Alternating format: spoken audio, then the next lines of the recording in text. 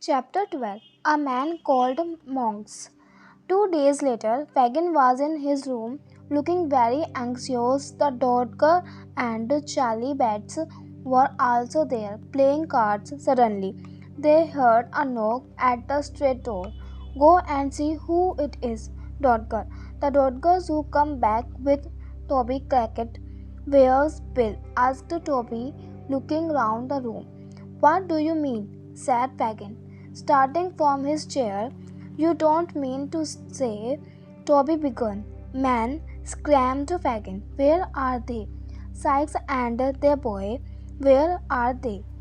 Why have not they come back? There was some trouble. I know, that Fagin said, pulling a newspaper from his pocket and pointing to it. What exactly happened? He asked Crackit in great anger. One of the servants shot the boy. We carried him away between us, but then the whole place come after us, dogs as well. We had leave the boy. Where? In a ditch, alive or dead, I did not know. Fagin gave a wild scream and rushed out of the house. Like a madman, he ran through the streets to Bill Sykes' house. He found Nancy there, alone. He told her what Toby had said. Then he asked her, Where do you think Bill is now, Nancy, my dear? Nancy did not answer. She began to cry in a hopeless way. There's that poor little boy too left in a ditch, Nancy. I hope he's dead, Nancy cried wildly. He is better dead than alive among us. That boy is worth hundreds of pounds to me. Fagin screamed, wild with anger. Hundreds, perhaps thousands, if I can make the boy a thief, Monks will give me. He stopped suddenly. He realized that he had said too much.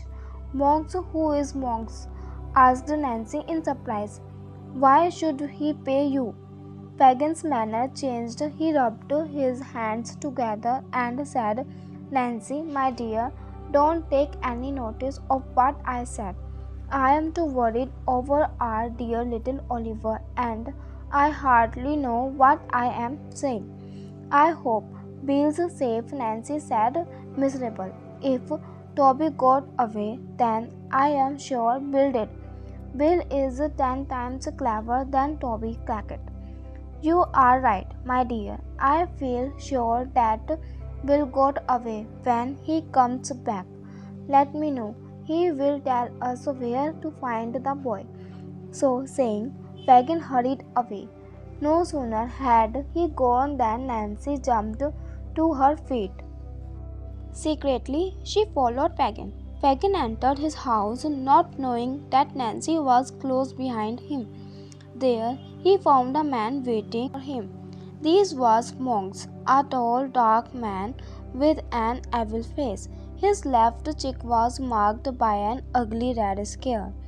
Where have you been? I have been waiting on hour. Monks said angrily. I had to go out on the business of yours, my dear.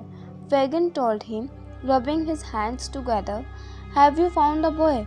Fagin told Monks the story that Toby Crackit had told.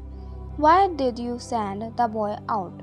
Why did not you keep him here? You could have made a thief of him here, said Monks angrily. You are wrong there, my dear. The boy was hard to train. You remember what happened when I sent him out with our Dodger and Charlie Betts. The girl got him back for us, but now she's changed. She wants to help my boy. Kill the girl then. Perhaps I shall one day, Fagin said with an evil smile, but not just now. She is still useful. We shall have to wait a little. When the boy hardens, she will lose her fondness for him. I have seen this happen before.